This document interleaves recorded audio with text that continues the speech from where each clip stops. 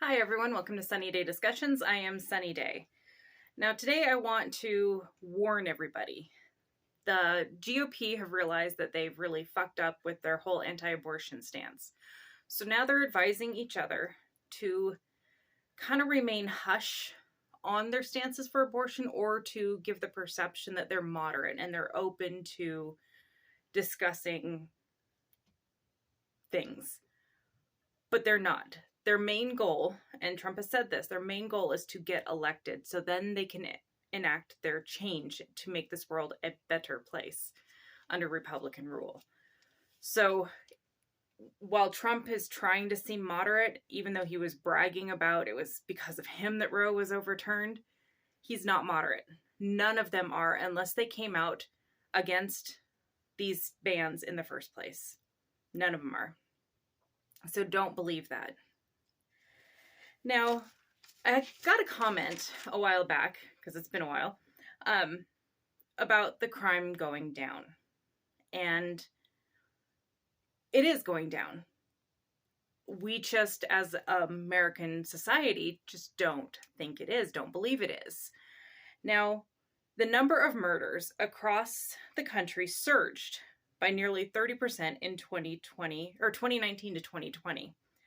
According to FBI statistics.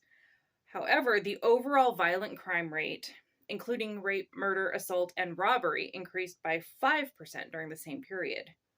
However, in 2022-23, violent crime began to decrease and continued to fall, according to crime analysts.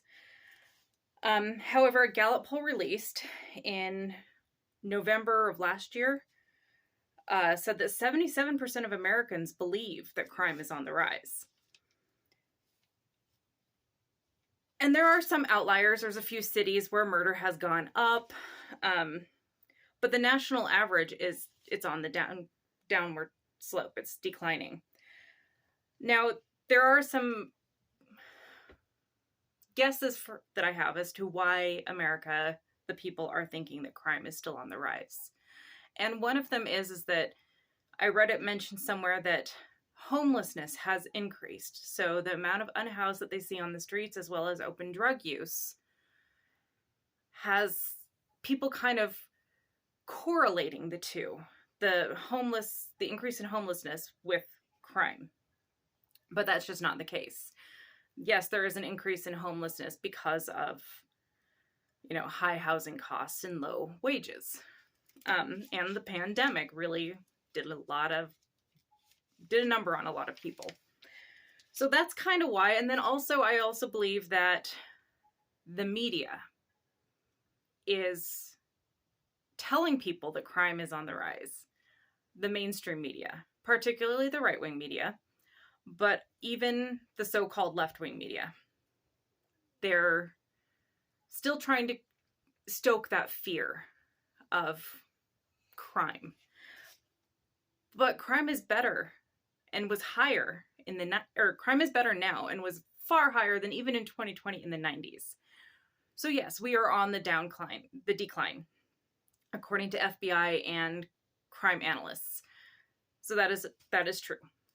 We just don't see it that way for some reason.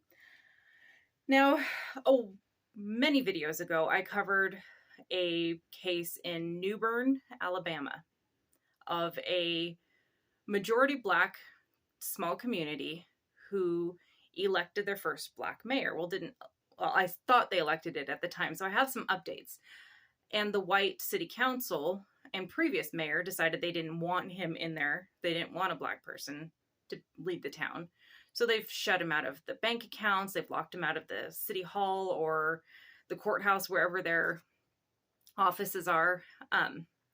But there's been more that's come out, and apparently the leadership in the town, it's 80% Black and 20% white. The leadership has always been white. The city council, the mayor, all of that. And the position of mayor has been handed down from white man to white man, usually within the family, stays within the family.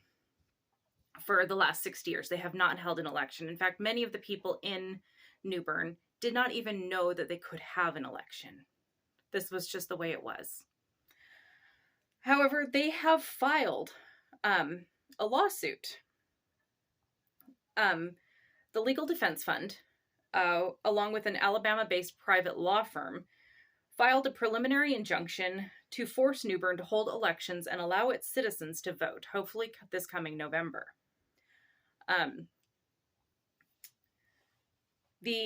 For 3 years ago, the current mayor, Patrick Braxton, he was kind of put into that position by default because he was the only person who filed for office. Even the incumbent mayor did not file the paperwork, so therefore Braxton won by default and became the town's first Black mayor. And they did not like it. They, like I said, have been locking him out of the bank accounts, out of the offices, everything. Now, he's still trying to exercise his rights as mayor. He's using his own money for food banks. He's and to host events. He's doing it all out of his own pocket because racist white people can't stand the thought of a Black person in charge. The LDF lawsuit is the one filed last year, alleging that the white officials had manipulated the political process for years to maintain their power. The defendants, former Mayor Haywood Stokes III, and his council held a secret special election preventing Braxton from appointing his own council. And during their special election, the previous town council re-elected themselves and ultimately reappointed the previous mayor. Braxton gave a statement that was provided by the LDF, and he said, quote, "For decades, officials in my town have excluded me and other voters from participating in elections and having a say in what happens here. Voting is not a privilege. It is a responsibility in helping to shape the direction and priorities of our community. We want to ensure our voices are heard and votes are counted. We ask the courts to enforce elections in New Bern this November so that we can cast our ballots and actively participate in the democratic process." So yeah, that's still ongoing. We still don't know how it's going to play out, but hopefully New Bern will finally see democracy and these racist asshats can get the hell out of the way. I want to talk about Arizona. The Supreme Court has upheld a 1864, I'm not quite sure, can't remember which law that bans all abortions except for to save the life of the mother. And this came out like the day after Trump started bragging about how he overturned Roe, but it was up to the states, and that would be the law of the land or the law of the state, as he said.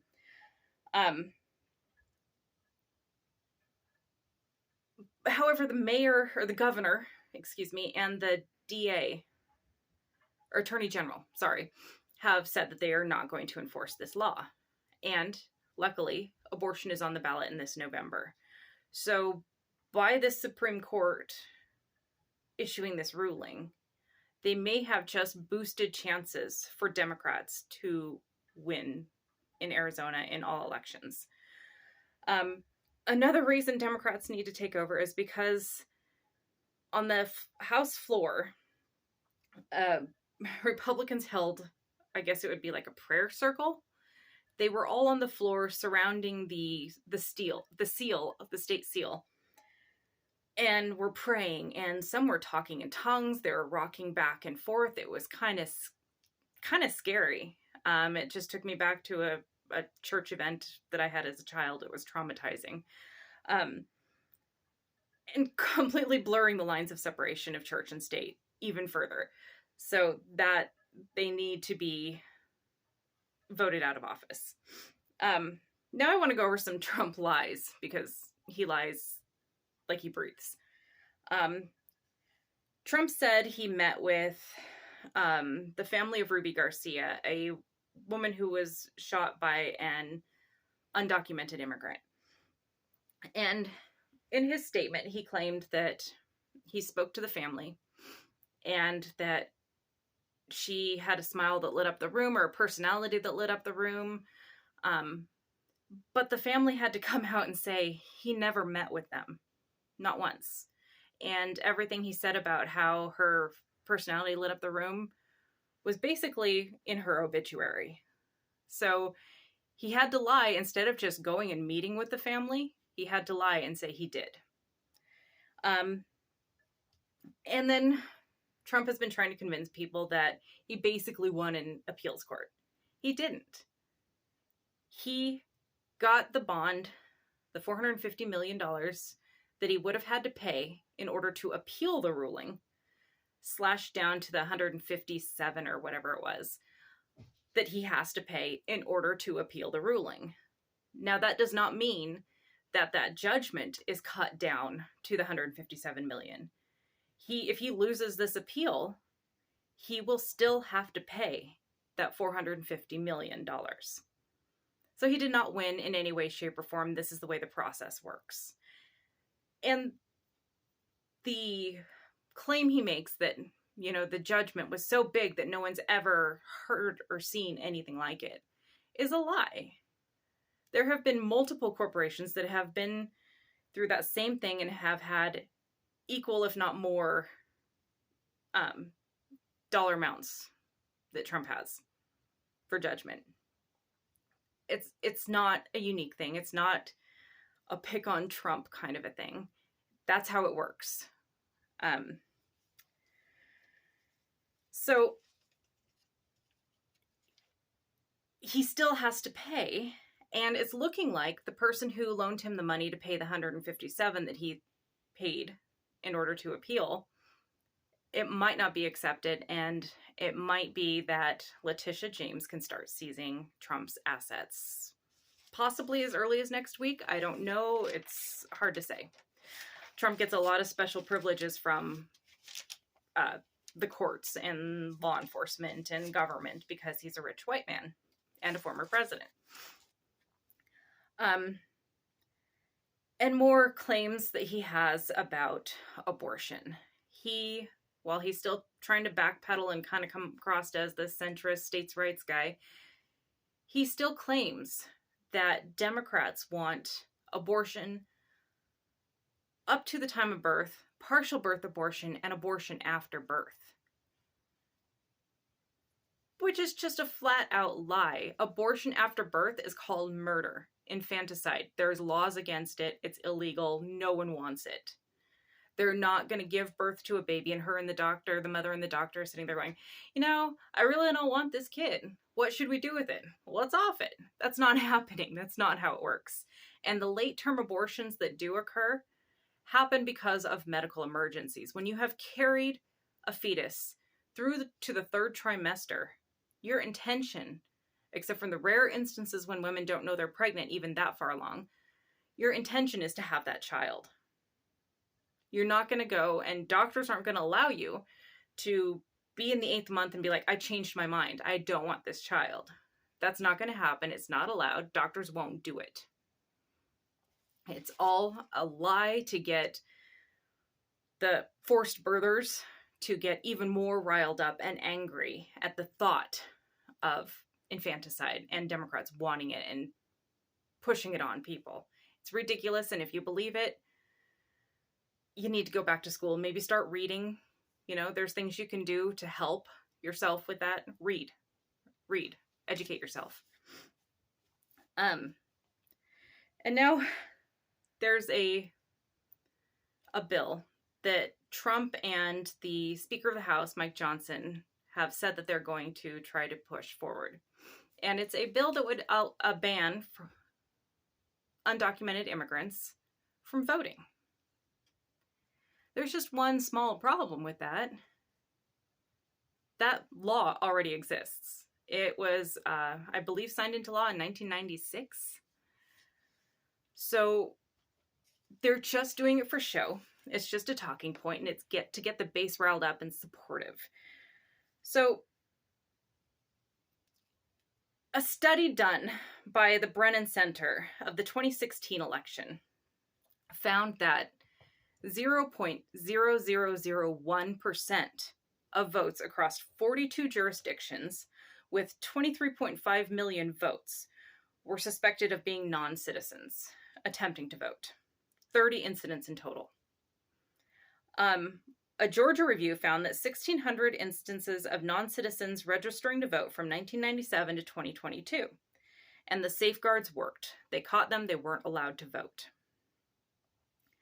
The Heritage Foundation, a conservative think tank, has a database of voter fraud cases across the country and just 85 cases of non-citizen voting since 2002. So they're trying to make this point that Democrats want open borders and they want illegal immigrants to just flood across so that they can boost their election chances. Well, I got news. Democrats don't need illegal immigrants or undocumented immigrants to vote for Democrats. Democrats are the majority over Republicans. If every Democrat voted, Republicans wouldn't win. Now, the largest voting bloc out of all of them is independents, but Democrats have a larger voting base than Republicans. And so even if we brought undocumented immigrants in to vote for us, they can't. It is against the law. It is a federal offense. It's not happening. Kind of like the whole Great Replacement theory that right-wingers try to convince everyone of. It's not happening. Now, I wanted to read this quote because maybe I'll start reading more Trump quotes because they just blow my mind that people can hear this and think they make sense. So this is a Trump quote from April 10th at Mar-a-Lago. He said, quote, "They put him into the state of New York and then ultimately into the DA's office to run the case. This is being run by Biden. They put a man into the state, Letitia Jones. Peekaboo, I call her, peekaboo. They put a man into that one, Letitia. They put a man into that one to run it, and then he went into the DA's office." What the fuck does that mean? I don't know what that means. I don't think he knows what that means.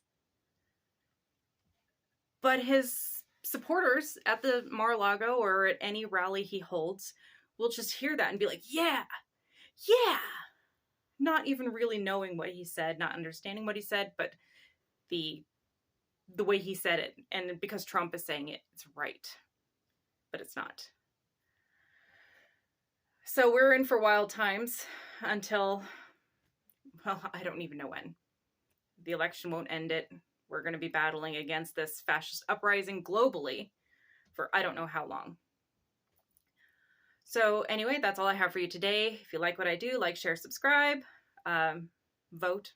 No matter how big, how small, how inconsequential, your vote matters, and read everything you can get your hands on. Thanks, and I'll see you next time.